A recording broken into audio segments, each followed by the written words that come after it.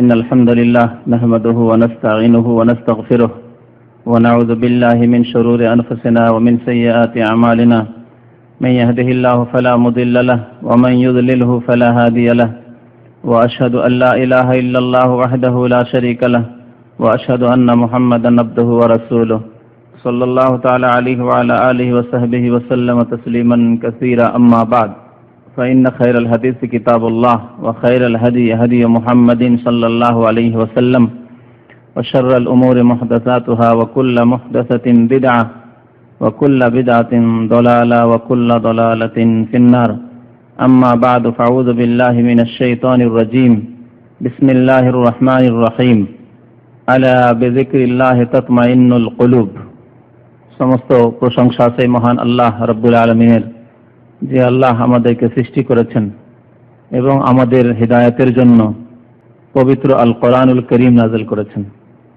এই কোরআনে করিম নাযিল করেছেন আমাদের প্রিয় নবী মুহাম্মদুর রাসূলুল্লাহ সাল্লাল্লাহু আলাইহি সাল্লামের উপর।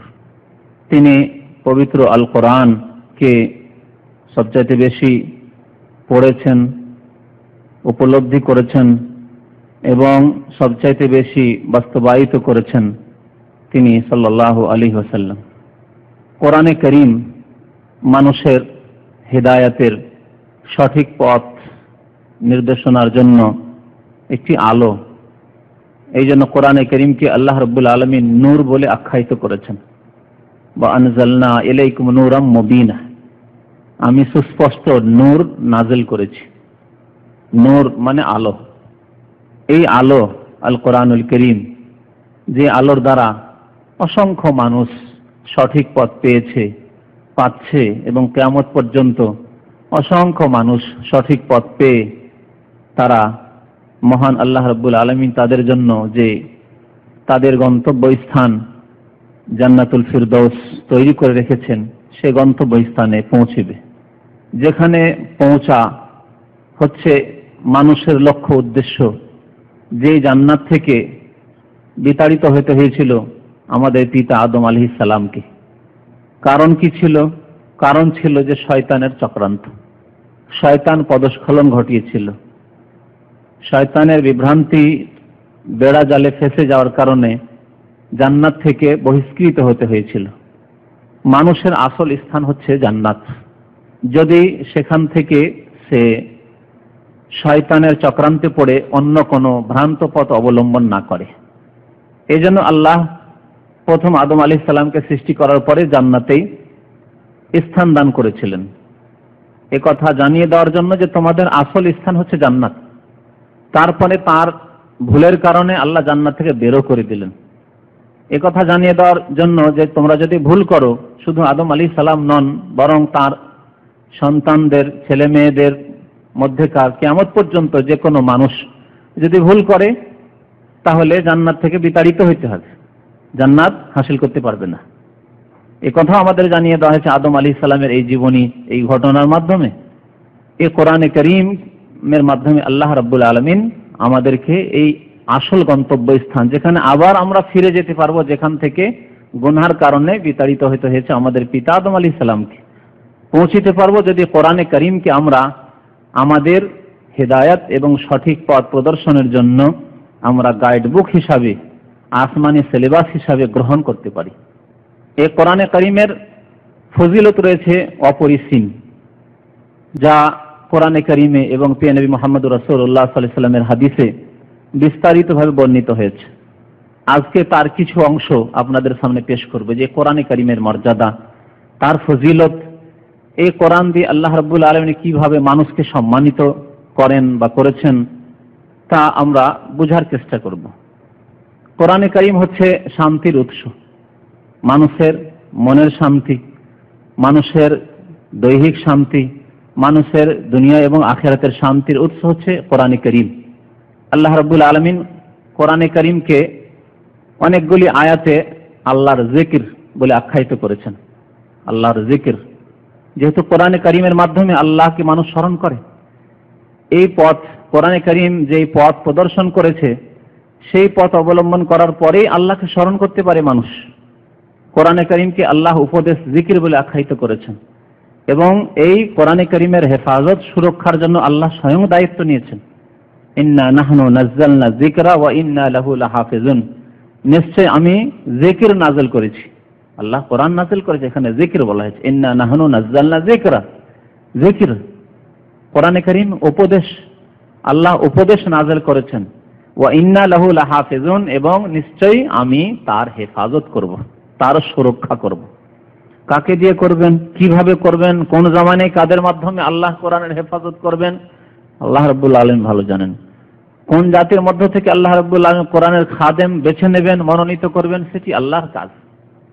আল্লাহ রাব্বুল আলামিনের পৃথিবীতে যেভাবে সমস্ত কাজ সম্পাদিত হচ্ছে, আল্লাহ রাব্বুল আলামিনের আদেশে শুধু কুন, হও, হয়ে যাচ্ছে, ফায়াকুন। তেমনি আল্লাহ রাব্বুল আলামিন কোরআনে কারীমের হেফাজত করবেন যেইভাবে হোক না কেন। এই জিকির অর্থাৎ আল্লাহ রাব্বুল আলামিনের কিতাব আল কোরআনুল কারীম, এ হচ্ছে মানুষের শান্তির উৎস। অনেকগুলি ফজিলতের দিক রয়েছে, এক একটি করে দিক সংক্ষেপে বয়ান করি, যেহেতু আমাদের কাছে আজকাল সময় কম, রাত হচ্ছে ছোট, আর আমরা এই দিনের কথা শুনবো, শোনার পরে যদি ফজরে না জাগতে পারি তো বড়ই ত্রুটি, যেহেতু ফজর নামাজের জন্য জাগা ফরজ কাজ, আর সেই ফরজ যদি আমরা কমপ্লিট না করতে পারি, অর্থাৎ 5 ওয়াক্ত নামাজ যদি ঠিকভাবে কায়েম না করতে পারি জামাত সহ, তাহলে আমাদের ঈমান দুর্বল, আমাদের ঈমানের ত্রুটি রয়েছে, আমাদের আমলে ফাসিকি রয়েছে, আল্লাহ এবং রাসূলের বিরুদ্ধাচরণ রয়েছে। আর যেই জাতি 5 ওয়াক্ত নামাজই কায়েম না করতে পারবে, সেই জাতি কোনোদিনই শান্তি পেতে পারে না। যেহেতু নামাজ হচ্ছে মানুষের আমলের জগতে প্রথম পদক্ষেপ, কর্মজগতে ধর্মীয় কাজ, দিনের কাজের ক্ষেত্রে সর্বোত্তম কাজ এবং সবচাইতে গুরুত্বপূর্ণ কাজ হচ্ছে 5 ওয়াক্ত নামাজ পড়া। যে ব্যক্তি 5 ওয়াক্ত নামাজই না পড়তে পারলো, অন্যান্য কাজের ক্ষেত্রে কোনো মতেই সে কামিয়াব, সফল কাম হতে পারে না, এবং অন্যান্য ভালো কাজ করেও সে দুনিয়া এবং আখিরাতে আল্লাহ সন্তুষ্টি হাসিল করতে পারে না। তো আল্লাহ রাব্বুল আলামিন এই কোরআনে কারীমের ফজিলত সম্পর্কে ইরশাদ করেছেন যে এতে রয়েছে মনের শান্তি, অন্তরের শান্তি। আলা বিযিকরিল্লাহি তাতমাইন্নুল কুলুব, জেনে রাখো মানুষ, আল্লাহর স্মরণে, এই আল্লাহর কিতাবে যাকে জিকির বলে আখ্যায়িত করেছেন আল্লাহ, কোরআনে কারীমের তিলাওয়াত, কোরআনে কারীমের অধ্যয়ন, কোরআনে কারীমকে উপলব্ধি করা, কোরআনে কারীম নিয়ে গবেষণা করা, রিসার্চ করা, কোরআনে কারীমের তাফসীর, ব্যাখ্যা, বিশ্লেষণ পড়া, এবং কোরআনে কারীমের বাস্তবায়ন, বিভিন্ন দিক রয়েছে যার মাধ্যমে কোরআনে কারীমের আমরা হক আদায় করতে পারবো, যে উদ্দেশ্যে আল্লাহ কোরআনে কারীম নাযিল করেছেন। এতে রয়েছে তাতমাইন্নুল কুলুব, মানুষের হৃদয়ের প্রশান্তি। আজকাল মানুষ যখন মানসিক দিক থেকে পেরেশান থাকে, অশান্তিতে থাকে, তখন বিভিন্ন রকম কাজকর্মের মাধ্যমে শান্তি নিয়ে আসার চেষ্টা করে। আর এই ক্ষেত্রে অনেকে নাজায়েজ, অবৈধ পথ অবলম্বন করে, মনে করছে যে এইভাবে হয়তো শান্তি হাসিল হতে পারে। কিন্তু শান্তি হাসিল হওয়ার একটি পথ, সেটি হচ্ছে কোরআনে কারীমের তিলাওয়াত, কোরআনে কারীমের অধ্যয়ন, কোরআনে কারীমকে তাফসীর সহ, তার ব্যাখ্যা বিশ্লেষণ সহ বোঝা এবং তার বাস্তবায়ন। এর মাধ্যমে আল্লাহকে স্মরণ করা। আল্লাহ রাব্বুল আলামিনের সবচেয়ে উত্তম স্মরণ হচ্ছে যে আল্লাহর কালামকে চর্চা করা, আল্লাহর বাণী, আল্লাহ কি বলেছেন, কোথায় আমার চিকিৎসা রয়েছে। আর আজকালকার যারা চিকিৎসক এই মানসিক রোগের, তারাও বলেছেন যে কোরআনে কারীম হচ্ছে মানসিক রোগের চিকিৎসা, মানসিক রোগের চিকিৎসা। আল্লাহ রাব্বুল আলামিন কথা বলেছেন আলা বিযিকরিল্লাহি তাতমাইন্নুল কুলুব, সূরা রাদের আয়াত নম্বর 28। মানুষের অন্তরে শান্তি আসে কোরআনে কারীম চর্চা করলে। কোরআনে কারীমের চর্চা করতে হবে। এই কোরআনে কারীম যারা চর্চা করে, অর্থাৎ প্রাথমিক পদক্ষেপ কোরআনে কারীমের চর্চার হচ্ছে কোরআনে কারীম পড়তে শেখা। পড়তে শেখা প্রাথমিক পদক্ষেপ। এই জন্য বলো যে আমাদের ভাষাভাষীর মানুষেরা অধিকাংশ কোরআন পড়তে পারে না, কোরআন তেলাওয়াত করতে পারে না। বাকি পদক্ষেপগুলি তো বাদ দেন, কোরআন পড়তে পারে না। কোরআনের তেলাওয়াত শেখা শুদ্ধ উচ্চারণের সাথে, এবং তারপরে কোরআনে কারীম চর্চা করা, তার অর্থ বোঝা, তাফসীর বোঝা, আল্লাহ কি সম্বোধন করেছেন। আল্লাহর বাণী, এই বাণী মানুষকে সম্বোধন করার জন্য আল্লাহ নাযিল করেছেন। ইয়া আইয়ুহান নাস, ইয়া আইয়ুহাল্লাযীনা আমানু, হে ঈমানদার মানুষেরা, হে মানব জাতি, আল্লাহ সম্বোধন করেছেন। কি বলতে চেয়েছেন আল্লাহ জানার চেষ্টা করলাম না, তার তরজমা, তাফসীর, ব্যাখ্যা, বিশ্লেষণ জানা, এবং তারপরে তার প্রতি বিশ্বাস করে ঈমান নিয়ে এসে তার বাস্তবায়ন করা। ঈমান আছে বলি তো কোরআনে কারীম আমরা তেলাওয়াত শিখবো, পড়তে শিখবো। ঈমান আছে আমাদের, কিন্তু ঈমান থেকে আমরা তেলাওয়াত জানি না, আমরা তার তরজমা তাফসীর পড়ি না, আল্লাহ কি বলেছেন কিছুই জানলাম না, এবং আমলের ক্ষেত্রেও আমরা দুর্বল। এই কোরআনে কারীম যারা চর্চা করে, যারা পড়ে, পড়ায়, অথবা তার সাথে সাথে যারা কোরআনে কারীমের তরজমা তাফসীর বোঝে এবং তা অধ্যয়ন করে, তাদের জন্য এই কোরআনে কারীম সুপারিশ করবে। প্রিয় নবী মুহাম্মদ রাসূলুল্লাহ সাল্লাল্লাহু আলাইহি ওয়াসাল্লামের একটি হাদিস রয়েছে, সহিহ মুসলিমের হাদিস, ইকরাউল কোরআন, তোমরা কোরআন পাঠ করো, কোরআন পড়ো। ফাইন্নাহু ইয়াতি ইয়াউমাল কিয়ামাতি শাফিআন লিআসহাবিহি, কারণ এই কোরআনে কারীম কিয়ামতের দিনে আসবে তোমাদের সাথে, কোরআনে কারীম আসবে শাফিআন লিআসহাবিহি। কিভাবে আসবে? যে ব্যক্তি কোরআন পাঠ করে, কোরআন তেলাওয়াত করে, কোরআনের চর্চা করে, কোরআনের তরজমা তাফসীর পড়ে এবং আমল করে, তার জন্য সুপারিশকারী হিসাবে। শাফিআন লিআসহাবিহি, কোরআন তেলাওয়াতকারীর জন্য, কোরআন অধ্যয়নকারীর জন্য সুপারিশকারী হিসাবে আসবে। কোরআন আল্লাহর দরবারে সুপারিশ করবে যে, হে আল্লাহ, একে জাহান্নামে যেতে দেব না, আল্লাহ তোমার কাছে অনুমতি চাই, তোমার কাছে সুপারিশ করি, এই কোরআন চর্চা করেছে, কোরআন তেলাওয়াত করেছে, কোরআনের উপর আমল করেছে, একে আমি জান্নাতে নিয়ে যাব। কোরআনে কারীম সুপারিশ করবে। কোরআনে কারীম যারা পড়ে এবং যারা পড়ায়, সে তেলাওয়াত করাক, হেফজ করাক, মুখস্থ করুক, অথবা তার সাথে সাথে কোরআনে কারীমের তাফসীর পড়ুক অথবা পড়াক, এক কথায় কোরআনের সাথে যাদের সম্পর্ক, হেফজের দিক দিয়ে হোক, তেলাওয়াতের দিক দিয়ে হোক, তার তরজমা তাফসীর পড়ার দিক দিয়ে হোক, বা পড়ানোর দিক দিয়ে হোক, শিক্ষক হোক বা ছাত্র হোক, এইসব ক্ষেত্রে, এবং তার সাথে সাথে কোরআনের বাস্তবায়ন করে, আমল করে কোরআনের উপর। আল্লাহ যা কোরআনে বলেছেন মানুষকে সম্বোধন করে, মানুষের জন্য বিধিবিধান যে নাযিল করেছেন তার বাস্তবায়ন করে, তাদেরকে আল্লাহ রাব্বুল আলামিন সর্বোত্তম জাতি বলেছেন। সর্বোত্তম জাতি, বিশেষ করে কোরআন যাদের সবসময় চর্চা, কোরআন পড়ে অথবা পড়ায়, কোরআনে তাফসীর পড়ে অথবা পড়ায়। খায়রুকুম মান তাআল্লামাল কোরআন ওয়া আল্লামাহ, সর্বোত্তম খায়রুকুম, তোমাদের মাঝে ওই সব লোকেরা যারা মান তাআল্লামাল কোরআন, কোরআন শেখে অথবা শেখায়, কোরআন শিখে অথবা কোরআনের শিক্ষা দান করে। সহিহ বুখারীর হাদিস।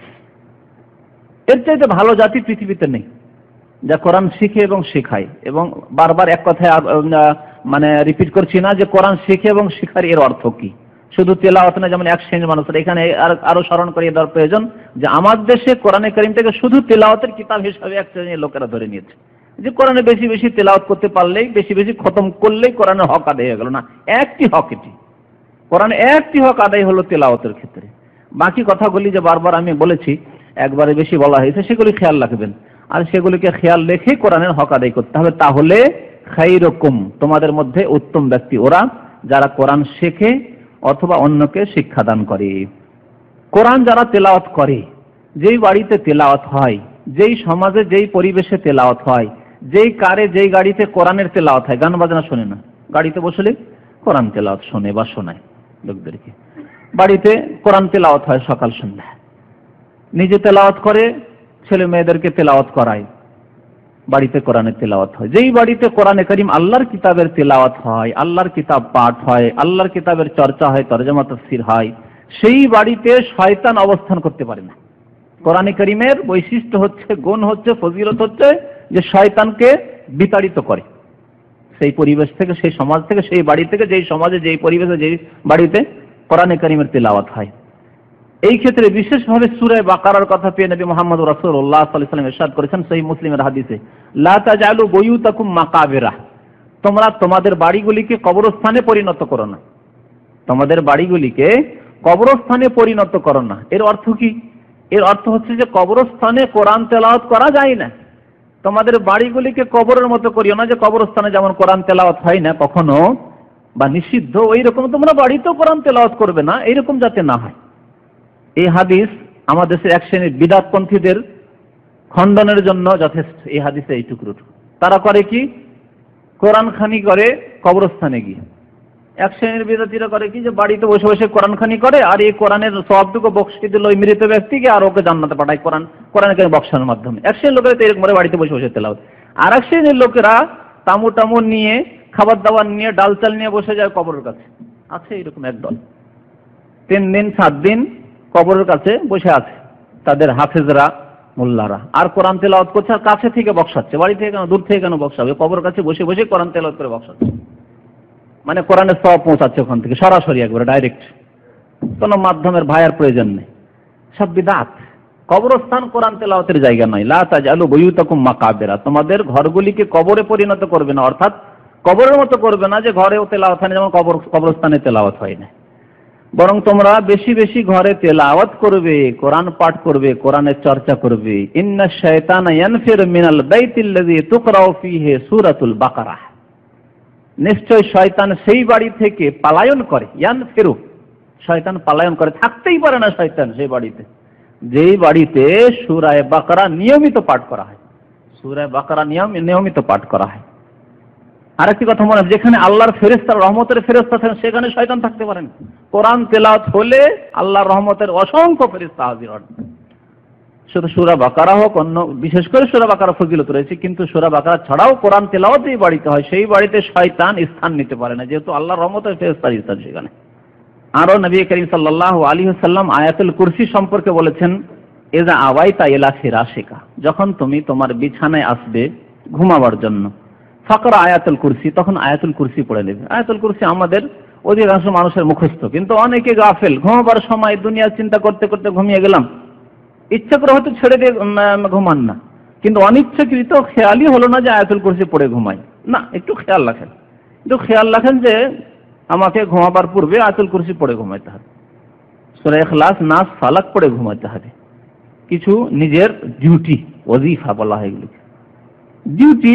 আর এগুলি হচ্ছে কোরআন সুন্নতের ওয়াজিফা, অর্থাৎ হাদিস সম্মত সুন্নত মোতাবেক এগুলি হচ্ছে দোয়া, বা এগুলি হচ্ছে আপনার হেফাজতের পদক্ষেপ, যেগুলি নবী করিম সাল্লাল্লাহু আলাইহি সাল্লাম আমাদেরকে দান করেছেন। ইযা আওয়াইতা ইলা ফিরাশি ফাকরা আয়াতুল কুরসি, তখন সূরা আয়াতুল কুরসি, সূরা বাকারার যে আয়াত রয়েছে, এই আয়াতুল কুরসি পড়ে ঘুমাবে। ফালান ইয়াজালা মাআকা মিনাল্লাহি হাফিজুন ওয়ালা ইয়াকরুবুকা শায়তানুন, এই সূরা বাকারার যে আয়াতুল কুরসি রয়েছে, আয়াতুল কুরসি পড়ে যদি তুমি বিছানায় আসো এবং ঘুমাও, তাহলে কি হবে? লা ইয়াজালু মিনাল্লাহি আলাইকা হাফিজ, সর্বদা তোমার জন্য আল্লাহর পক্ষ থেকে সুরক্ষাকারী নিযুক্ত থাকবে। আল্লাহর পক্ষ থেকে সুরক্ষাকারী, হেফাজতকারী নিযুক্ত থাকবে। তা আল্লাহর পক্ষ থেকে হেফাজতকারী কে নিযুক্ত থাকবে? ফেরেশতা। ফেরেশতা হেফাজত করবে বিপদ আপদ থেকে, শয়তান থেকে, রোগ বালা মুসিবত থেকে। ওয়ালা ইয়াকরুবুকা শায়তান, এবং তোমার নিকটে শয়তান আসতে পারবে না, শয়তান তোমার নিকটবর্তী হতে পারবে না। না শয়তান পথভ্রষ্ট করতে পারবে, না শয়তান কোন রকমের দৈহিকভাবে তোমাকে ক্ষতি করতে পারবে। শয়তান বিভিন্ন দিক থেকে ক্ষতি করে, ইমানের ক্ষতি করে, মানুষের দৈহিক ক্ষতি করে, সব দিক থেকে শয়তান ক্ষতি করার চেষ্টা করে। শয়তান কোন দিক থেকে ক্ষতি করতে পারবে না, শয়তান নিকটেও আসতে পারবে। ওয়ালা ইয়াকরুবুকা শায়তানুন হাত্তা তুসবিহা, সকাল পর্যন্ত। সহিহ বুখারীর হাদিস। সকাল পর্যন্ত, রাত্রে যদি এশা পরে যখন ঘুমাবেন আপনি আয়াতুল কুরসি পড়ে ঘুমান, তো এই ফজিলত। তাহলে শয়তানকে তাড়ায় কোরআনে কারীমের বিভিন্ন আয়াত বা কোরআনে কারীমের তেলাওয়াত। এইভাবে নবী করিম সাল্লাল্লাহু আলাইহি ওয়াসাল্লামের আরেকটি হাদিস আছে, তিরমিজিতে আছে, যে আয়াতাইনে খতিমা বিহিমা সূরাতুল বাকারা, দুইটি আয়াত রয়েছে যার দ্বারা সূরা বাকারার সমাপ্তি করা হয়েছে। সূরা বাকারার শেষ দুইটি আয়াত কোনখান থেকে আরম্ভ হবে? আমানা রাসূল থেকে, আমানা রাসূল থেকে ফানসুরনা আলাল কওমিল কাফিরিন পর্যন্ত দুইটি আয়াত। এই দুইটি আয়াত যদি পাঠ করো, ওয়ালা তুকরাআনা ফি দারিন সালাসা লায়ালিন ফায়াকরুবুহা শায়তানুন, যদি কোনো বাড়িতে পর পর একটানা 3 দিন 3 রাত পাঠ করা হয়, 3 রাতে বা 3 দিন পাঠ করা হয়, তাহলে সেই বাড়িতে শয়তান আসতে পারবে না। 3 রাত যদি পাঠ করা হয় কোনো বাড়িতে, তাহলে শয়তান সে বাড়িতে আসতে পারবে না।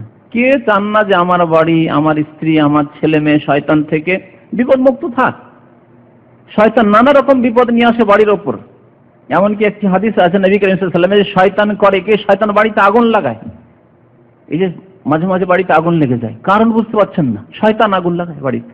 হাদিস রয়েছে, যেখান থেকে হোক না কেন, আপনার সে বিদ্যুৎ থেকে আগুন লাগুক বা চুলা থেকে আগুন লাগুক, গ্যাস অজান্তে খোলা থেকে গেল আর আগুন লেগে গেল, যে কোনো রকম হইতে পারে, বা আমাদের দেশে খড়ির বাড়ি আছে, আগুন লেগে গেল কোনো রকম ভাবে, শয়তান মুমিনের ক্ষতি করার চেষ্টা করে সব দিক থেকে। শয়তান আসতে পারবে না ওই বাড়িতে যেই বাড়িতে এই আয়াতগুলি বিশেষভাবে বলা হয়েছে যদি পাঠ করা হয় তাহলে। কোরআন মানুষের জন্য প্রুফ, মানুষের পরিত্রাণের জন্য, মুক্তির জন্য, কাল কিয়ামতে প্রমাণ। মুমিনের জন্য কোরআন হচ্ছে তার প্রমাণ যে সে মুমিন এবং তাকে জান্নাতে নিয়ে যাওয়ার জন্য কোরআন হচ্ছে তার প্রমাণ, এবং কাফেরের বিরুদ্ধে হচ্ছে এই কোরআন প্রমাণ। নবী করিম সাল্লাল্লাহু আলাইহি ওয়াসাল্লামের একটি হাদিস রয়েছে, লম্বা হাদিস, বিভিন্ন জিনিসের ফজিলত রয়েছে, তার মধ্যে একটি ফজিলত রয়েছে কোরআনে কারীমের। নবী সাল্লাল্লাহু আলাইহি ওয়াসাল্লাম বলেছেন, আল কোরআন হুজ্জাতুন লাকা আও আলাইকা। কোরআনে কারীম হয় তোমার সপক্ষে প্রমাণ হবে, আর না হলে তোমার বিরুদ্ধে প্রমাণ হবে।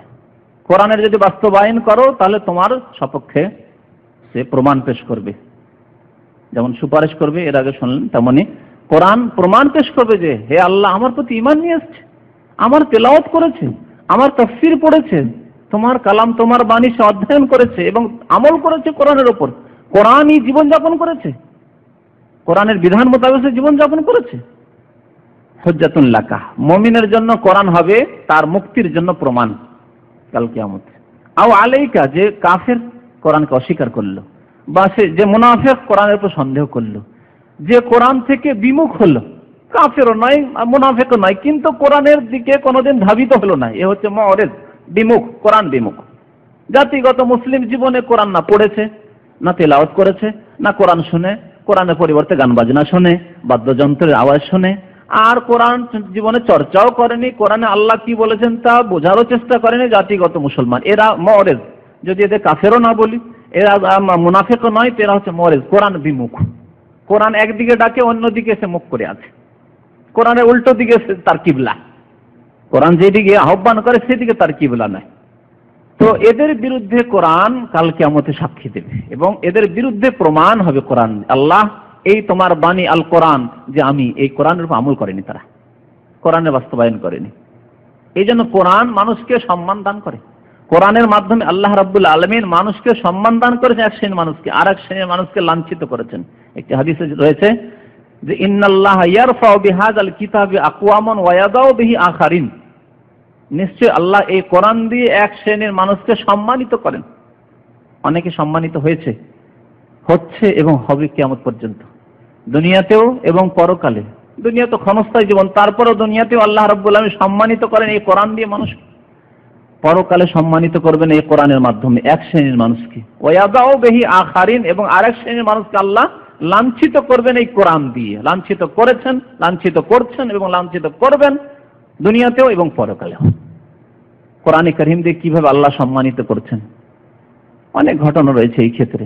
একজন ডোমের ছেলে ছিল, একজন মেথরের ছেলে, একজন ধোবির ছেলে, কাফের ছিল, কোরআনের প্রতি ঈমান নিয়ে আসলো, কালেমা লা ইলাহা ইল্লাল্লাহ মুহাম্মাদুর রাসূলুল্লাহ শাহাদাত দান করলো, তারপরে কোথা থেকে কোথায় সে পৌঁছে গেল, যেখানে তার এই মানবাধিকার ছিল না যে সে গিয়েও তার মন্দিরে পূজা করবে। কোরআনে কারীম এমন সম্মানিত করলো যে সে একজন মুসলিম, মুসলিমদের যতই বড় আলেম হোক না কেন, কাবা শরীফের ইমাম, তার পাশে গিয়ে সে নামাজ পড়ছে। কোরআনে কারীম এইভাবে সম্মানিত করেছে, ইন্না আকরামাকুম ইনদাল্লাহি আতকাকুম, তোমাদের মধ্যে সম্মানিত ওই ব্যক্তি যেই ব্যক্তি আল্লাহকে বেশি ভয় করে, যে যত বেশি আল্লাহকে ভয় করে তত বেশি সম্মানিত সেই ব্যক্তি। কোরআনে কারীম যারা চর্চা করে তাদেরকে আল্লাহ নিজের পরিবার বলে আখ্যায়িত করেছেন। সুবহানাল্লাহ, আল্লাহর পরিবার, আহলুল্লাহ, আহল মানে পরিবার হয় শাব্দিক অর্থ। যদি পরিবার না বলি তো আল্লাহ ওয়ালা, তারা আল্লাহর দল, তারা যেমন কোরআনে কারীমে মুমিনদেরকে আল্লাহ হিজবুল্লাহ, আল্লাহর দল বলেছে, এবং যারা আল্লাহদ্রোহী, যারা আল্লাহর ইবাদত করেন, আল্লাহকে অস্বীকার করে, তাদেরকে আল্লাহ হিজবুশ শয়তান বলেছেন। এখানে দল বলা হয়েছে, কিন্তু এখানে এই হাদিসে বলা হয়েছে যারা কোরআন চর্চা করে তাদেরকে আহলুল্লাহ, আল্লাহর পরিবার। ওয়া খাসসাতুহু বলা হয়েছে আল্লাহর স্পেশাল বান্দা এরা, খাসসাতুহু বিশেষ ব্যক্তিত্ব এরা, আল্লাহর আপনজনেরা। নবী মুহাম্মদুর রাসূলুল্লাহ সাল্লাল্লাহু আলাইহি ওয়াসাল্লাম ইরশাদ করেছেন, ইন্না লিল্লাহি আযজা ওয়া জাল্লা আহলিনা মিনান নাস, মানুষের মধ্য থেকে আল্লাহর কিছু পরিবার রয়েছে, আল্লাহর আহল রয়েছে, আল্লাহর আপনজন রয়েছে। কিলা মান হুম ইয়া রাসূলুল্লাহ, জিজ্ঞেস করা হলো নবী সাল্লাল্লাহু আলাইহি ওয়াসাল্লামকে, মুসনাদ আহমদের হাদিস, যে এরা কারা হে আল্লাহর রাসূল? নবী সাল্লাল্লাহু আলাইহি ওয়াসাল্লাম বলেন, আহলুল কোরআন হুম আহলুল্লাহ ওয়া খাসসাতুহু, আহলে কোরআন অর্থাৎ কোরআনে কারীম যারা চর্চা করে, তেলাওয়াত, হেফজ এবং অধ্যয়ন, তার তরজমা তাফসীর এবং তার সাথে কোরআনে কারীমের প্রতি ঈমান এবং সৎ আমল। তো এরা হচ্ছে আল্লাহর আহাল এবং আল্লাহর খাস লোকেরা। খাসাতুহু, কোরআনে কারীম মানুষের উপকারে আসে।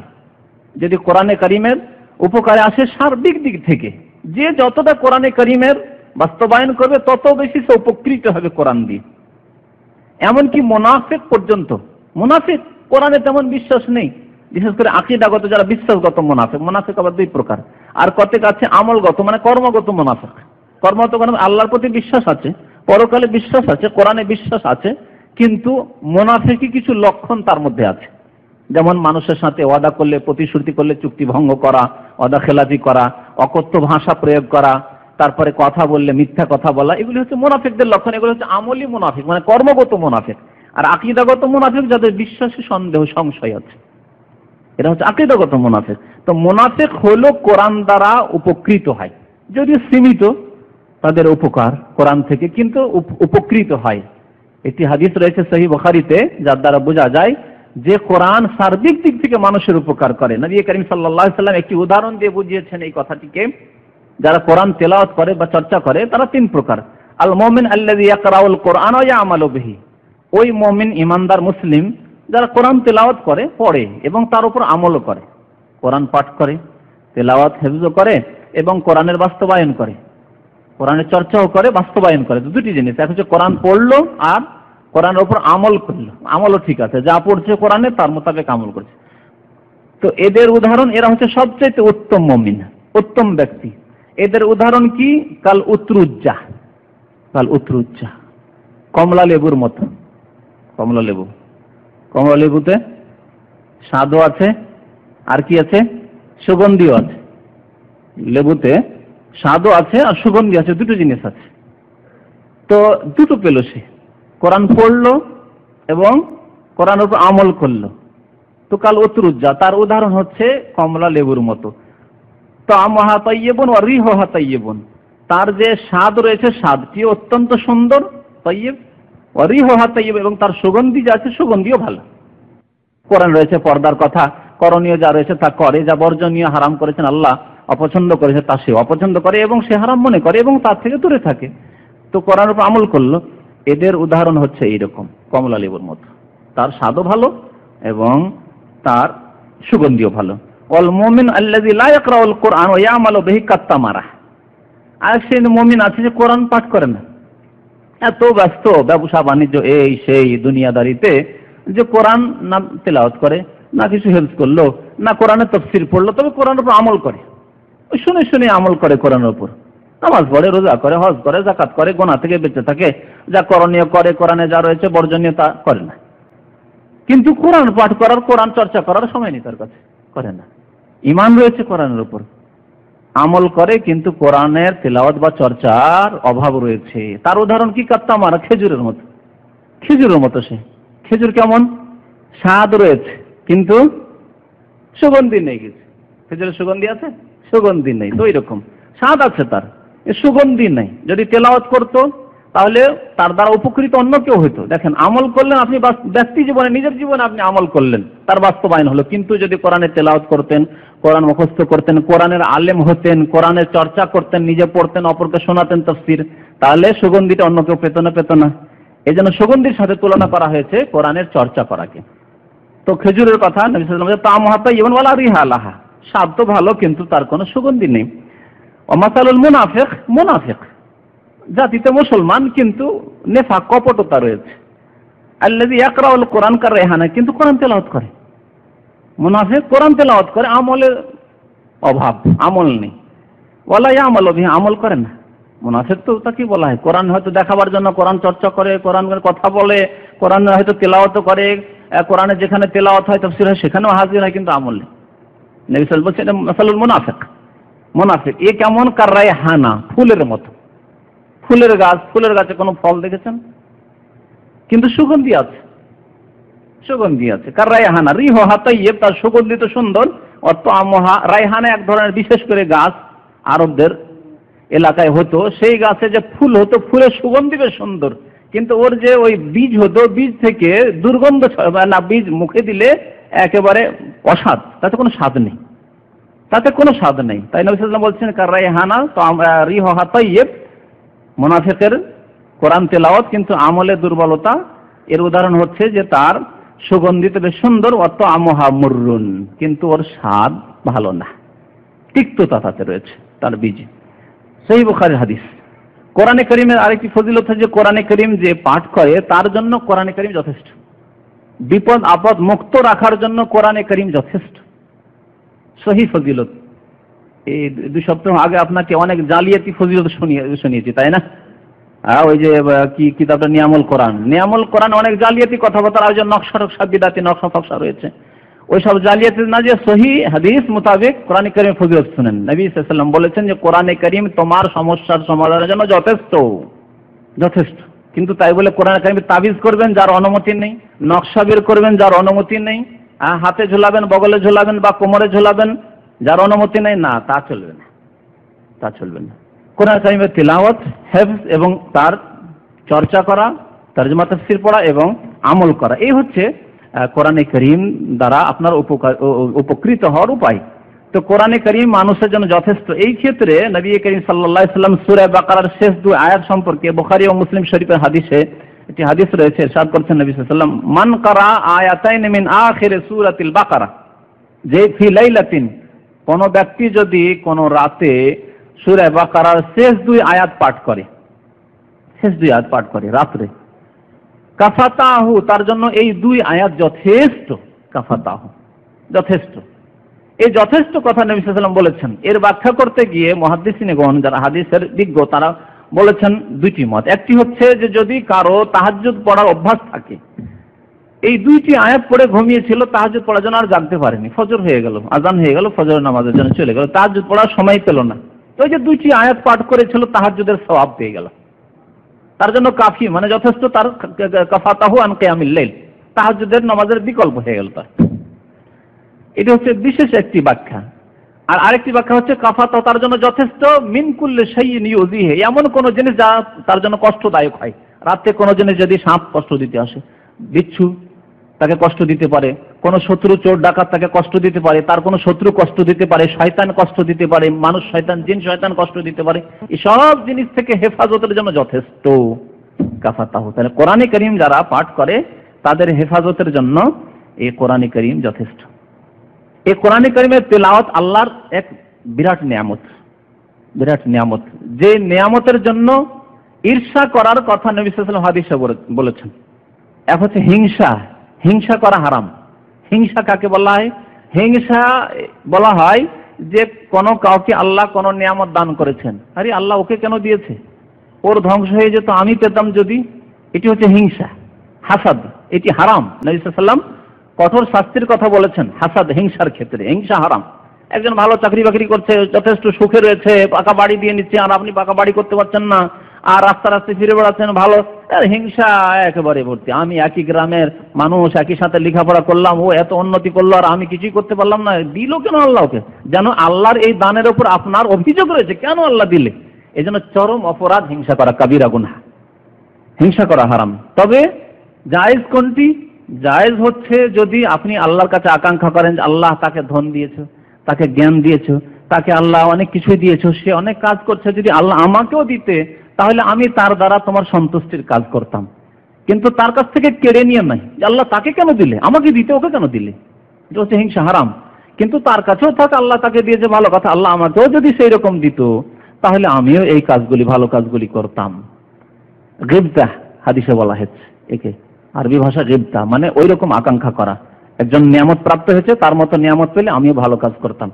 তো একে নবী করিম সাল্লাল্লাহু আলাইহি ওয়াসাল্লাম কোরআনের শিক্ষার ক্ষেত্রে এই ঈর্ষা করতে, অন্যের মতো আশা করতে আল্লাহর কাছে, এটিকে ভালো মনে করেছেন এবং জায়েজ বলে আখ্যায়িত করেছেন। তাহলে বোঝা যাচ্ছে যে কোরআনের জ্ঞান হাসিল করা আল্লাহর বড় নিয়ামত, এই জন্য আশা আকাঙ্ক্ষা করা যে আল্লাহ ওকে দিয়েছে, আমাকেও যদি দিতে। নবী করিম সাল্লাল্লাহু আলাইহি ওয়াসাল্লাম এই ক্ষেত্রে বলেছেন, সহিহ বুখারী মুসলিম হাদিস রয়েছে, লা হাসাদা ইল্লা ফি ইসনাতাইন, ঈর্ষা করা, অন্যের মতো আকাঙ্ক্ষা করা জায়েজ নেই, তবে ইল্লা ফি ইসনাতাইন, 2টি ক্ষেত্রে জায়েজ রয়েছে, বা পছন্দনীয় নয়, তবে 2টি ক্ষেত্রে। একটি হচ্ছে যে রাজুলুন আতাহুল্লাহু ইলমান, আল্লাহ একজন মানুষকে দ্বীনের জ্ঞান দিয়েছেন, কোরআনের জ্ঞান দান করেছেন, আর সেই জ্ঞান মোতাবেক সে কোরআন শিখাচ্ছে এবং সে চর্চা করছে, নিজে আমল করছে, চর্চা করছে এবং অন্যকে শেখাচ্ছে, যে শিখেছে সে শেখাচ্ছে। তো যদি আল্লাহর কাছে আশা করা যায় যে আল্লাহ আমাকেও যদি এরকম জ্ঞান দান করতে তো আমিও মানুষকে দিতাম, আমিও মানুষকে কোরআন শেখাতাম, আমিও মানুষকে তোমার কথা, তোমার রাসূলের কথা শেখাতাম, আমিও কোরআনের তাফসীর মানুষকে শোনাতাম, মানুষকে দ্বীনের দিকে দাওয়াত দিতে আহ্বান করতাম। এই যদি আকাঙ্ক্ষা করা যায়, এ কথা না নিয়ত করে যে আল্লাহ ওকে কেন দিলে, তাহলে ভালো জিনিস। তাহলে বোঝা যাচ্ছে যে কোরআনের এই নিয়ামত বড় নিয়ামত। আর আরেকটি দ্বিতীয় ক্ষেত্র, সেটি হচ্ছে আল্লাহ যদি কাউকে ধন সম্পদ দিয়ে থাকে আর আশা আকাঙ্ক্ষা করে যে আল্লাহ আমাকে ওই রকম দিতে, ওর কাছে থাক, আল্লাহ তুমি পছন্দ করেছো তাকে দিয়েছো, আল্লাহ আমাকেও দিতে, তাহলে তোমার রাস্তায় আমি ব্যয় করতাম, তোমার রাস্তায় খরচ করতাম, এই উদ্দেশ্যে। তো এই দুই ক্ষেত্রে জায়েজ রয়েছে। বাকি অন্য ক্ষেত্রে যদি আল্লাহ সন্তুষ্টির উদ্দেশ্য না থাকে, আল্লাহ ওকে দিয়ে আমাকে দিলে আমি পাকা বাড়ি করতাম, আমি একটা গাড়ি কিনতাম, তাহলে এগুলি অপছন্দনীয়। আর যদি হিংসা করা হয় আল্লাহ ওকে কেন দিলে এইরকম গাড়ি, আমাকে দিতে, তাহলে হারাম, হাসাদ। কোরআনে করিম যারা চর্চা করে তাদেরকে দুনিয়া এবং আখিরাতে আল্লাহ উঁচু মর্যাদা দান করেন। এই ক্ষেত্রে একটি হাদিস বলেছে, কোরআনে করিমের একটি আয়াত রয়েছে এই ক্ষেত্রে। আল্লাহ রাব্বুল আলামিন ইরশাদ করছেন যে অমিনাল লাইলি ফাতাহাজ্জাদ বিহি নাফিলাতান লাকা আসা আন ইয়াবআসাকা রাব্বুকা মাকামান মাহমুদা। সূরা বনী ইসরাঈল আয়াত নম্বর 79 তে ইরশাদ করছেন অমিনাল লাইলি ফাতাহাজ্জাদ বিহি। নবী সাল্লাল্লাহু আলাইহি সাল্লামকে আল্লাহ তাহাজ্জুদ পড়তে আদেশ করছেন, এই রাতে নবী তুমি তাহাজ্জুদ পড়ো, নাফিলাতান লাক, যদিও নফল নামাজ, তোমার এতে মর্যাদা বাড়বে। নাফিলাতান লাক, ফরজ পড়ে তো ফরজ থেকে মুক্তি পেয়ে ফরজ আদায় করলেন, আল্লাহ যে ফরজ ডিউটি দিয়েছিলেন, নাফিলাতান লাক, এতে আপনার মর্যাদা বাড়বে, নম্বর বাড়বে। আসা আন ইয়াবআসাকা রাব্বুকা মাকামা মাহমুদা, তো আল্লাহ রাব্বুল আলামিন তোমাকে প্রশংসার স্থানে পৌঁছে দিতেন, মাকামে মাহমুদ, এমন স্থানে আল্লাহ পৌঁছে দেবেন যে স্থান হচ্ছে প্রশংসনীয় স্থান, যেখানে পৌঁছলে মানুষ সবাই প্রশংসা করে। মাকামে মাহমুদের তাফসীর নবী করিম সাল্লাল্লাহু আলাইহি ওয়াসাল্লাম ভাবেন কাল কিয়ামতে নবী সাল্লাল্লাহু আলাইহি ওয়াসাল্লামকে আল্লাহ দান করবেন। যারা তাহাজ্জুদ পড়ে তারা বেশি বেশি তেলাওয়াত করে, বিশেষ করে নবী করিম সাল্লাল্লাহু আলাইহি ওয়াসাল্লাম যে তাহাজ্জুদের সুন্নাত তরিকা দিয়েছেন যে দীর্ঘক্ষণ ধরে তেলাওয়াত করা, এই তাহাজ্জুদের নামাজের মাধ্যমে দীর্ঘক্ষণ ধরে তেলাওয়াত করা, নবী সাল্লাল্লাহু আলাইহি ওয়াসাল্লামকে আল্লাহ কি ফজিলত দান করছেন যে আল্লাহ তোমাকে মাকামে মাহমুদে পৌঁছাবে। মাকামে মাহমুদের কাল কিয়ামতে যে তাফসীর হবে নবী সাল্লাল্লাহু আলাইহি ওয়াসাল্লামের জন্য, সেটি হচ্ছে আল্লাহ এমন এক মর্যাদা দান করবেন যেখানে গিয়ে সিজদায় অবনত হবেন এবং নিজের উম্মতদের জন্য আল্লাহর কাছে সুপারিশ করবেন জান্নাতে নিয়ে যাওয়ার জন্য, জান্নাতে নিয়ে যাওয়ার জন্য সুপারিশ করবেন। এবং এমন একটি মর্যাদা নবী সাল্লাল্লাহু আলাইহি ওয়াসাল্লাম বলেছেন যে এই মাকামে মাহমুদ আমাকে ছাড়া অন্য কাউকে দেওয়া হবে না, একজন বান্দাকে দেওয়া হবে। ওয়া আরজু আন আকুনা হুয়া, আমি আশা করি যে সেই বান্দা আমি যাকে মাকামে মাহমুদ এই প্রশংসনীয় স্থান দান করা হবে। এটি হচ্ছে নবী করিম সাল্লাল্লাহু আলাইহি ওয়াসাল্লাম সম্পর্কে তাফসীর। কিন্তু যারা কোরআনের চর্চা করবে, তাহাজ্জুদ পড়লো, কোরআন তেলাওয়াত করলো, তাদের জন্য আল্লাহ প্রশংসার স্থান রেখেছেন, প্রশংসার মর্যাদা রেখেছেন, এমন মর্যাদা যে মর্যাদার জন্য সবাই প্রশংসা করবে তার দুনিয়াতে এবং আখিরাতে। এমন আল্লাহ ইজ্জত সম্মান দান করবেন যে সবাই প্রশংসা করবে যে মাশাআল্লাহ, দেখো আল্লাহ এই পর্যায়ে ওই লোকটিকে পৌঁছেছেন। আবার কাল কিয়ামতে এমন স্থানে আল্লাহ পৌঁছাবেন জান্নাতে, সবাই প্রশংসা করবে এই লোকটি কত উঁচু মর্যাদা হাসিল করছে, ব্যাপারটি কি এরকম, এই মর্যাদা কিভাবে তার হাসিল হলো। তো আল্লাহ রাব্বুল আলামিন কোরআন তিলাওয়াত এবং এই তাহাজ্জুদের ইবাদতের মাধ্যমে আল্লাহ প্রশংসনীয় স্থানে মানুষকে পৌঁছাবেন। কোরআন তেলাওয়াত মানুষকে অন্ধকার থেকে আলোর দিকে নিয়ে যায়। সত্যিকার যদি কোরআন তেলাওয়াত করেন আন্তরিকতার সাথে এবং বুঝে, তাহলে ডেলি যে আপনি দুটি আয়াত, 4টি আয়াত, 10টি আয়াত, এক রুকু, 2-4-10 পেজ বা এক পারায় আপনি বা একটি সূরা তেলাওয়াত করলেন, তাতে যতটুকু আপনি তেলাওয়াত করবেন তরজমা তাফসীর বুঝে, আপনার ঈমান কি তাজা হবে না? অবশ্যই হবে। আল্লাহর কথা সত্য, ওয়াইযা তুলিয়াত আলাইহিম আয়াতুহু যাদাতুহুম ঈমানা, যখন কোরআন তেলাওয়াত করা হয় মুমিনদের উপর, মুমিনদের লক্ষণ হচ্ছে যে তাদের ঈমান বৃদ্ধি পায়। সত্যিকার যখন আল্লাহর আযাবের কথা, আল্লাহর নিয়ামতের কথা, মুমিনদের আল্লাহ সুখময় যে স্থান রেখেছেন তার কথা, কাফেরদের জন্য যে দুনিয়া এবং আখিরাতে আল্লাহ রাব্বুল আলামিন বরবাদি রেখেছেন, পতন রেখেছেন, তার কথা পড়বেন, অনেক ঘটনাবলী পড়বেন, আল্লাহর কুদরতের কথা পড়বেন, ঈমান অবশ্যই সতেজ হবে। তো আল্লাহ রাব্বুল আলামিন মানুষকে এর মাধ্যমে অন্ধকার থেকে আলোর দিকে নিয়ে যাবেন। মানুষের মধ্যে ত্রুটি থাকলে ত্রুটি মুক্ত হবে, তওবা করবে। যখনই পড়বেন আল্লাহর আযাবের কথা, তখনই আপনি ভয় করবেন আল্লাহর আযাবকে। যখন আল্লাহর নিয়ামতের কথা পড়বেন, তখন আল্লাহর নিয়ামতের ধাবিত হবে যে এই নিয়ামত কেমন করে হাসিল করব। যখনই পড়বেন আল্লাহর রহমতের কথা এবং তওবার কথা, যে আল্লাহ তওবা কবুল করেন, তখন তওবা করবেন, উৎসাহিত হবেন, নিজেকে উৎসাহিত করবেন তওবার জন্য। এইভাবে মানুষ অন্ধকার থেকে আলোর দিকে যাবে যদি কোরআন চর্চা করে। এই ক্ষেত্রে কোরআনে কারীমে আল্লাহ রাব্বুল আলামিন সূরা ইব্রাহিমের প্রথম আয়াতে ইরশাদ করেছেন যে কোরআনে কারীম আল্লাহ নাযিল করেছেন লিইখরিজান নাসা মিনাজ যুলুমাতি ইলান নূর, মানুষকে অন্ধকার থেকে আলোর দিকে নিয়ে যাওয়ার জন্য, অন্ধকার থেকে আলোর দিকে নিয়ে যাওয়ার জন্য আল্লাহ কোরআন নাযিল করেছেন। আর কোরআন আমাদের মাঝে রয়েছে, আমাদের বাড়িতে রয়েছে, তারপর অন্ধকারেই যদি পড়ে থাকি, তার মানে কোরআনের চাহিদা, কোরআনের দাবি, কোরআনের যে হক আমরা পূরণ করি না, যার ফলে কোরআন দিয়ে আমরা অন্ধকার থেকে আলোর দিকে যেতে পারছি না। যেই পরিবেশে কোরআন তিলাওয়াত হয় সেখানে আল্লাহর রহমতের ফেরেশতা, অসংখ্য ফেরেশতা উপস্থিত হন। নবী করিম সাল্লাল্লাহু আলাইহি সাল্লামের একটি হাদিস রয়েছে, বড় হাদিস, এবং একটি ঘটনা রয়েছে। ওসাইদ বিন হুযায়র রাদিয়াল্লাহু তাআলা আনহু একদিন রাতে কোরআন তেলাওয়াত করছিলেন, সহিহ বুখারীতে ঘটনাটি রয়েছে। তেলাওয়াত করছেন, সূরা কাহফ তেলাওয়াত করছিলেন। সবাই ঘুমিয়ে গেছে, একাই তেলাওয়াত করছেন। পাশে একটি ঘোড়া বাঁধা ছিল, আর তার একটি ছোট ছেলেও ঘুমিয়েছিল পাশে। যখনই তেলাওয়াত করেন তো ঘোড়াটি নড়াচড়া শুরু করে, কুদতে শুরু করে। অবাক হচ্ছেন, আবার থেমে যাচ্ছেন, তখন ঘোড়া থেমে যাচ্ছে। আবার যখন তেলাওয়াত আরম্ভ করছেন সেই ঘোড়া তখন আবার লাফাতে শুরু করছে। ব্যাপারটি কি? শেষ পর্যন্ত ভয় পেলেন যে এত যদি লাফালাফি করে ঘোড়া, তো হতে পারে যে ঘোড়া তো আর সে বুঝবে না যে ছেলে শুয়ে আছে তাই চড়তে হবে না, যদি বাচ্চার উপর চড়ে নেয় তাহলে তো অসুবিধা। আর সেই যুগে তো এরকম বড় সড়ো ঘর ছিল না, ছোট ছোট কুড়ে ঘর, তাতে সাহাবায়ে কেরাম বাস করতেন। ওসাইদ বিন হুযায়র রাদিয়াল্লাহু তাআলা শেষ পর্যন্ত কোরআন তেলাওয়াত বন্ধ করে দিলেন। সকাল হলো, নবী করিম সাল্লাল্লাহু আলাইহি সাল্লামকে শুনি, ইয়া রাসূলুল্লাহ, রাত্রে এরকম কোরআন তেলাওয়াত করছিলাম, আমরা যখনই কোরআন তেলাওয়াত আরম্ভ করছি তা আমার ঘোড়াও লাফাতে শুরু করছে। বারবার এরকম দেখলাম, শেষ পর্যন্ত ভয় পেয়ে গেলাম যে আমার বাচ্চাটাকে চেপে না দিয়ে পা দিয়ে, যার ফলে আমি কোরআন তেলাওয়াত বন্ধ করে দিলাম। নবী করিম সাল্লাল্লাহু আলাইহি সাল্লাম সেই সময় বলেছিলেন তিলকাল মালাইকাতু কানাত তাসতামিউ লাক, কারণ হচ্ছে এই যে ফেরেশতাদের দল এসেছিল যারা এই কোরআন শুনছিল, তোমার তাসতামিউ লাকা, তোমার কোরআন শুনছিল। ওয়ালাউ কারাতা, যদি তোমার কিরাতকে তুমি কন্টিনিউ রাখতে, সকাল পর্যন্ত কোরআন তেলাওয়াত করতে থাকতে, লা আসবাহতা, তাহলে সকাল হতো, ইয়ারাহান নাস, এবং ফেরেশতাদেরকে দেখতে পেত লোকেরা, ফেরেশতাদেরকে দেখতে পেত।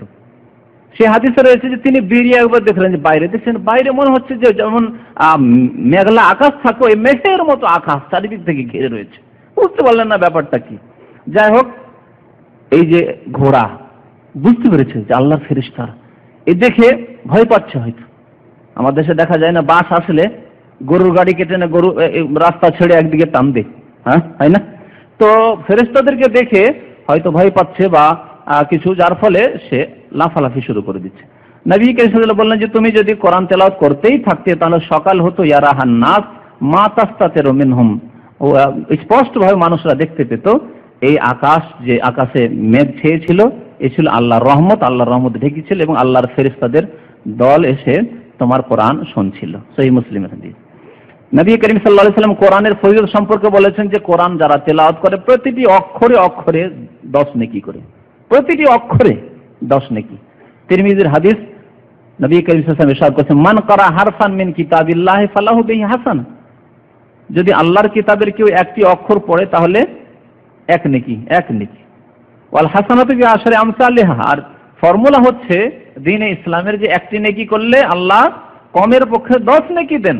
ওয়াল হাসানাতু বিআশরি আমসালিহা, কোরআনে একটি আয়াত রয়েছে মান জা বিল হাসানাতি ফালাহু আশরু আমসালিহা, আপনি একটি নেকি করলে আল্লাহ 10 গুণ করেন, 10 গুণ। একটি টাকা দান করলে আল্লাহ 10 টাকার সওয়াব দেন।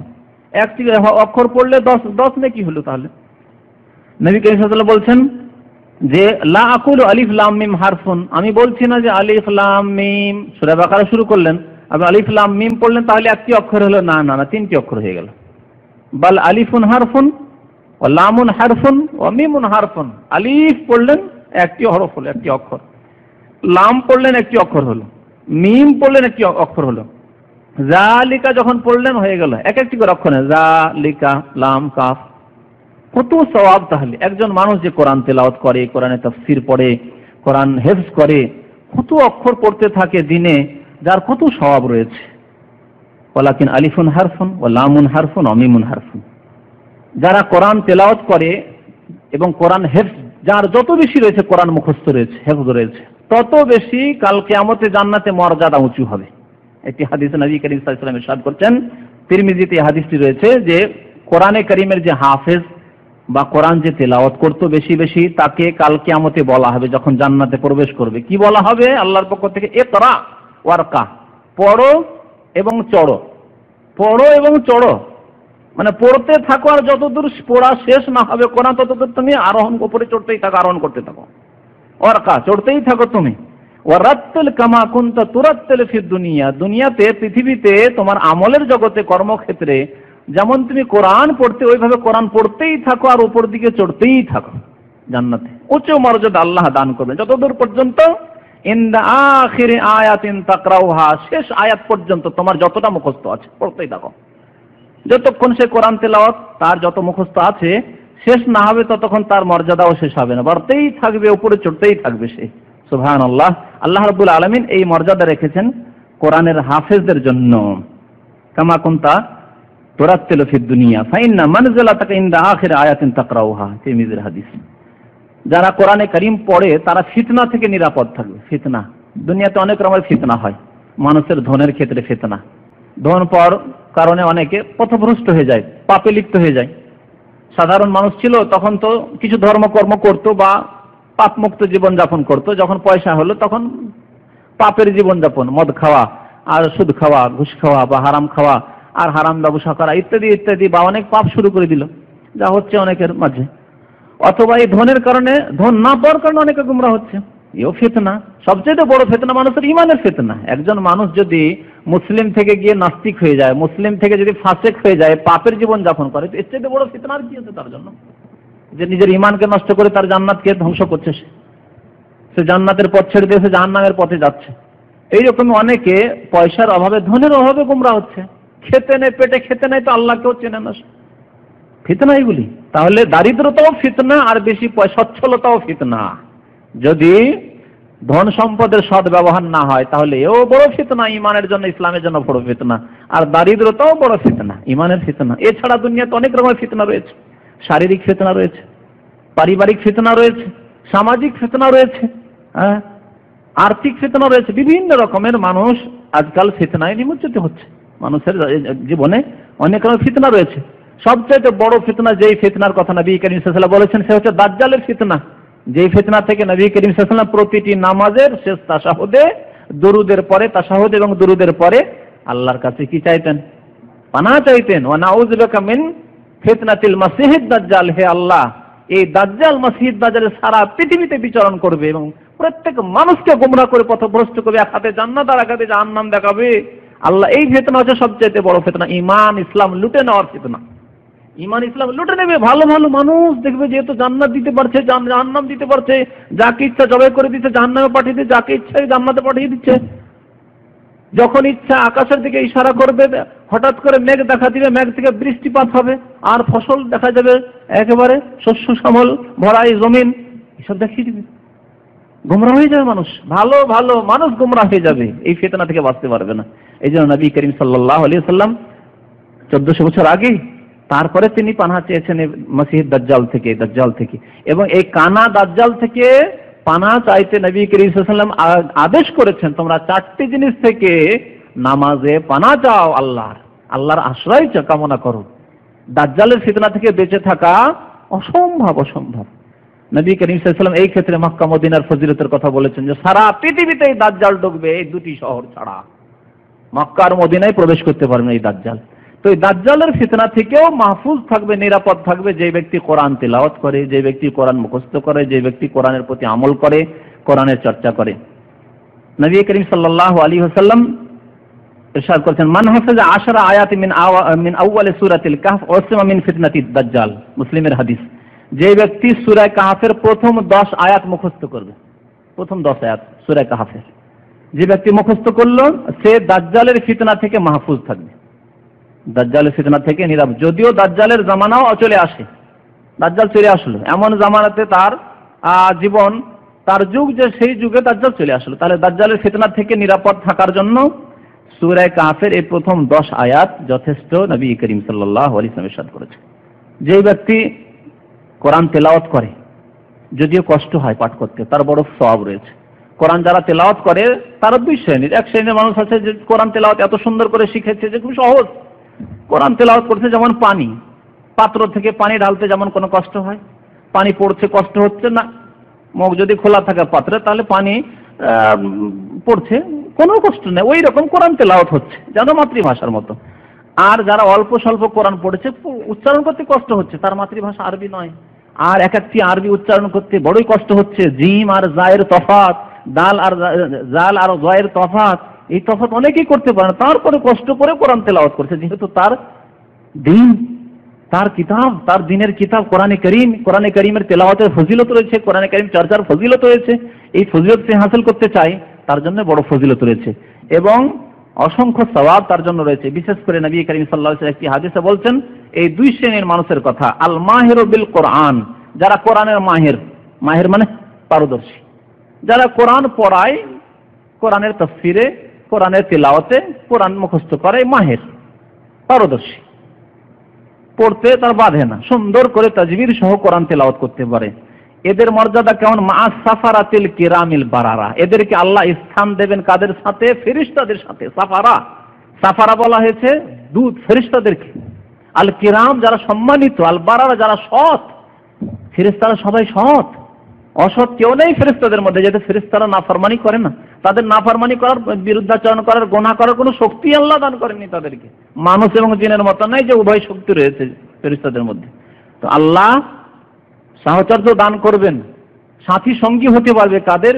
ফেরেশতাদের, যারা সম্মানিত ফেরেশতা, যারা আল্লাহর নেক বান্দা, তাদের সঙ্গী হতে পারবে। ওয়াল্লাযী ইয়াকরাউল কোরআন ওয়া ইয়াতাতাআতাউ ফীহি, আর এক শ্রেণীর মানুষরা কোরআন তেলাওয়াত করে কিন্তু পড়তে গিয়ে কষ্ট হয়, বড় কষ্টতে পড়ে, উচ্চারণ ঠিক করে করতে পারে না, তাদেরও ফজিলত রয়েছে, যথাসাধ্য চেষ্টা করেছে, কিন্তু ভাষা এমন যে তার মাতৃভাষা আরবি না হওয়ার কারণে হয়তো সুন্দর কোরআন তেলাওয়াত করতে পারেন না, তারপরেও ফজিলত শুনেন। ওয়া হুয়া আলাইহি শাক্কুন, কোরআন তেলাওয়াত করতে, উচ্চারণ করতে তার জন্য কষ্ট হচ্ছে। লাহু আজরান, তার জন্য দ্বিগুণ সওয়াব রয়েছে, দ্বিগুণ সওয়াব, ডবল। একজন লোক সাধারণভাবে কোরআন তেলাওয়াত করেছে, মাতৃভাষা তার আরবি, মায়ের পেট থেকে পড়েই সে আরবিতে কথা বলেছে, সুতরাং কোরআন তার উচ্চারণ করতে কোনো অসুবিধা নেই।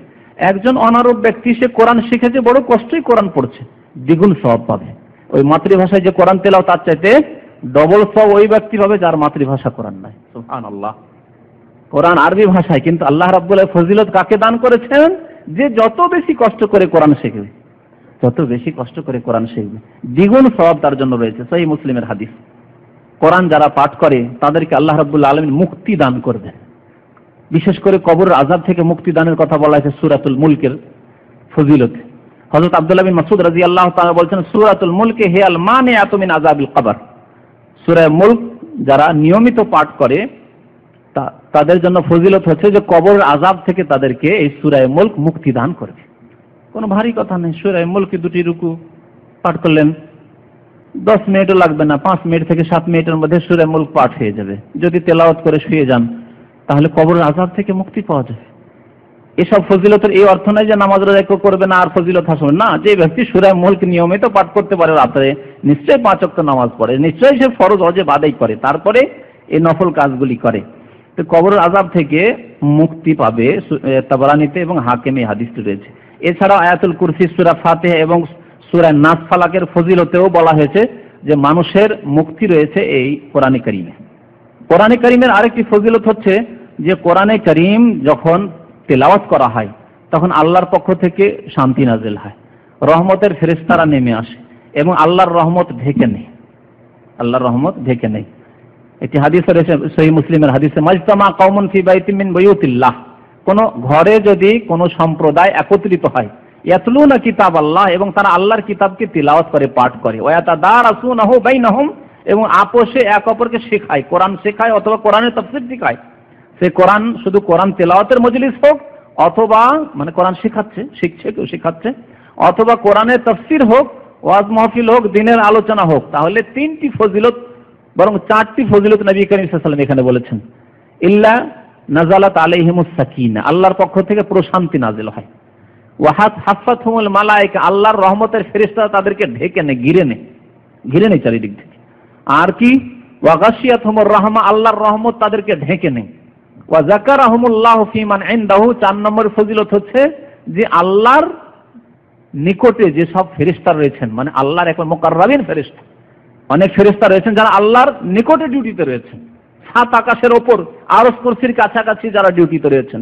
যাকারাহুমুল্লাহ ফী মান ইনদাহু, ওই সব ফেরেশতাদের সামনে আল্লাহ আলোচনা করেন ওই বান্দাদের কথা যারা কোরআন তেলাওয়াত করে, অথবা কোরআন তেলাওয়াত করাচ্ছে, পড়াচ্ছে, কোরআনের তাফসীর করছে অথবা করাচ্ছে, শুনছে বা শোনাচ্ছে।